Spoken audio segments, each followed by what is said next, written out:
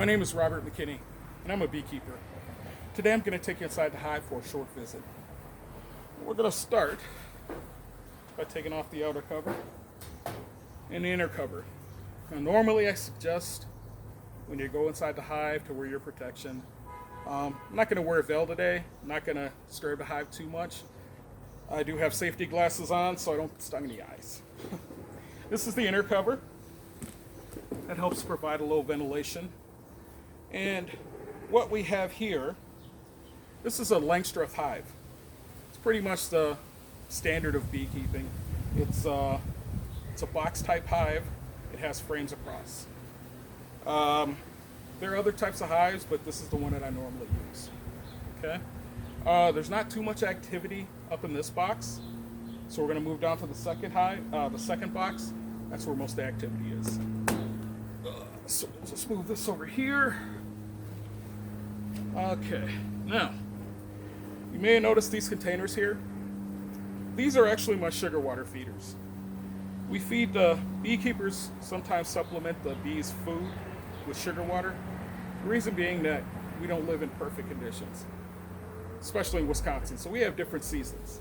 So there are times where we don't have flowers, we don't have food for them to eat, so we have to supplement them by giving them a mixture of 1-in-1 sugar water, which is 1 part sugar, 1 part water. The idea behind that is that particular concoction at 1-in-1 kind of it's equivalent to the nectar they get from the flowers. Okay. So right now it looks like these are empty, but there are tons of bees on there. They also use this sugar water to make beeswax. Now, if you notice around here, that's beeswax. Beeswax is naturally white, but the beeswax you normally see that you buy from the store is yellow. The reason it turns yellow is because of the pollen, the honey, everything that's stuck in it that by the time you get it. Here's a piece right here. It's pretty much kind of like an opaque white, I guess you would say. So we'll start here. I'm not going to remove too many frames. I'm going to start on this side. I'm just going to remove maybe a couple frames just to show you what it looks like. This is a hive tool. I use this to separate the frames because bees make what's called propolis. Propolis is, I guess you could say, a bee glue. And what they do is they use that to keep everything together or seal up any cracks or holes in the hive that they don't want there. See, they just land on me. Okay, so the first frame here, you got a few bees on it. And this looks like a honey frame. There's nectar in here. The nectar's still kind of wet. And what happens is when the bees go out, they get the nectar from the plants. They come back to the hive, and this is how honey's made. Bees have 2 stomachs. One is a honey stomach, one's a food stomach. They store the nectar in their honey stomach. When they get back to the hive, those foragers spit the nectar into the mouth of one of the bees that's a nurse bee. And that bee spits it into another bee's mouth. It blends in with their stomach enzymes in those honey stomachs. And eventually, they spit it into these little cells, and when there's enough, they cap it. Now, you might hear some buzzing when you're in a hive. Doesn't mean they're angry, doesn't mean they're upset. What happens is that their wings beat a little more than 200 times a second. So that buzzing is then generating, it's like a fan. So they're just drying out those the nectar that's in the cells. Okay, so, and once that nectar thickens, that's where your honey comes from. Okay, now, there's one that's taking an interest in my face. So, the next thing we have here, this frame has something interesting on it.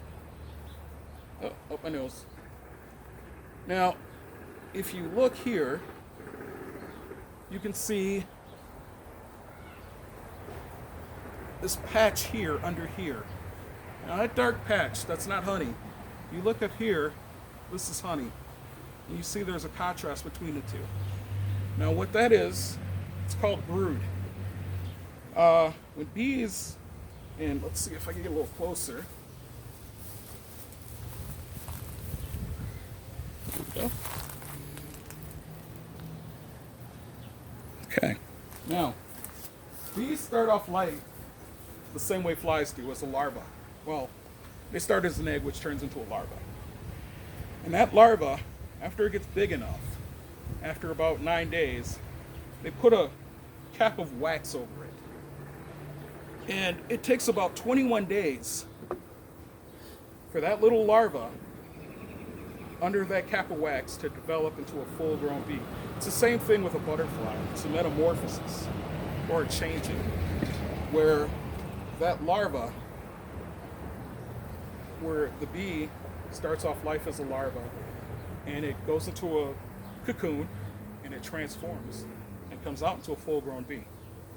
So, what you saw there, all those little caps that you saw, well, those look kind of old. I say in about the next week, will come out and they'll be full-grown bees. Now, you may have seen some bees, well, those are foragers, they're coming back and forth. But the nurse bees that are here, their job is to work inside the hive.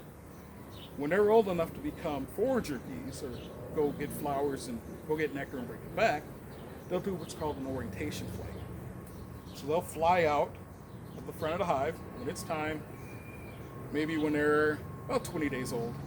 They'll fly out to the front of the hive a few inches and just fly and hover there and get used to the area, to the surroundings.